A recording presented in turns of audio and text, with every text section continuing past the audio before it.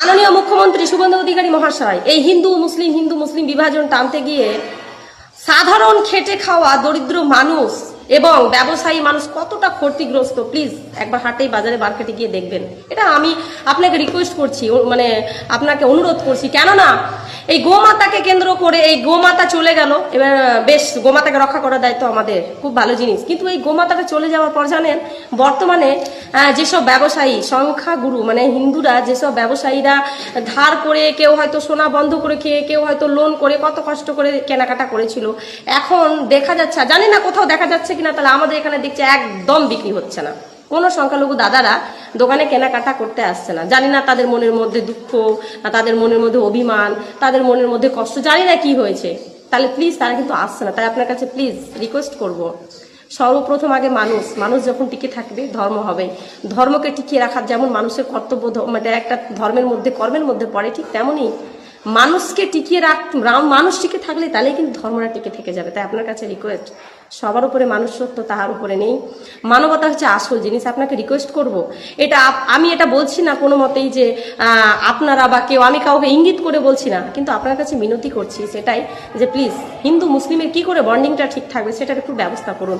কারণ হিন্দু মুসলিম হচ্ছে দুজনের পরিপূরক, তাদের ছাড়া আমরাও চলতে পারবো না, আমাদের ছাড়া তারাও চলতে পারবে না, দুজনে আমরা পরিপূরক। তাই আপনার কাছে রিকোয়েস্ট করব, কি করে আমাদের বন্ডিংটা ঠিক হবে, কি করে সবকিছু ঠিক হবে।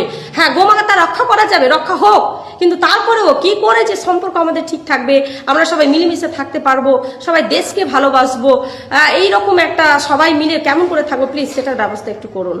সেটা মীমাংসা হোক বা সেটা আলোচনার মাধ্যমে হোক, যে কোনো মাধ্যমে, আমি জানি না সেটা আপনি মুখ্যমন্ত্রী হয়েছেন, আমি তো একটা সামান্য একটা মানুষ, আমি কিছুই জানি না, তবু আপনার কাছে রিকোয়েস্ট করবো যে আপনি সেটার ব্যবস্থা করুন। কারণ একটা জিনিস কি, 10-এর লাঠি 1-এর বোঝে। একটা বাড়িতে যদি সবাই আমরা মিলেমিশে থাকি, দেখবেন সেই বাড়িটা কিন্তু বাইরে থেকে একটা ভয়ের আশঙ্কা কম থাকে।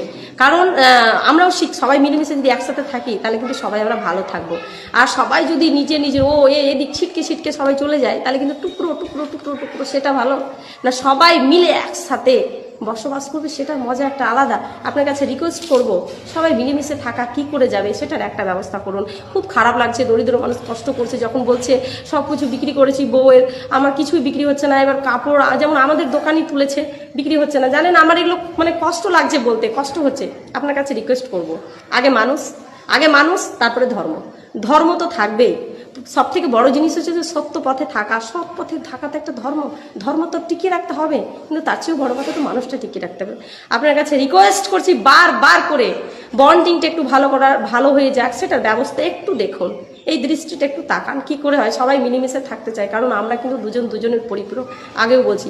আর প্রত্যেকটা সংখ্যালঘু দাদাদের আমি রিকোয়েস্ট করছি যে দেখুন, আপনারা মনের মধ্যে রাগ পুষে রাখবেন না।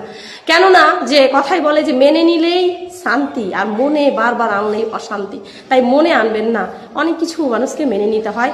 সবাই মিলে আনন্দ করুন, ঈদ উপলক্ষ আনন্দ করুন, সবাই মিলে কেনাকাটা করুন, সবার দোকানে করুন, এরকম করবেন না। আপনাদের কাছেও রিকোয়েস্ট করছি। আর ভিডিওটা আপনারা বেশি করে, আপনাদের রিকোয়েস্ট এত বেশি করে শেয়ার করুন যাতে মুখ্যমন্ত্রীর কাছে আমার ভিডিওটা পৌঁছে যায়। আপনাদের কাছে রিকোয়েস্ট সকলকে করলাম, মিলেমিশে থাকুন, শান্তি শৃঙ্খলা বজায় রাখুন।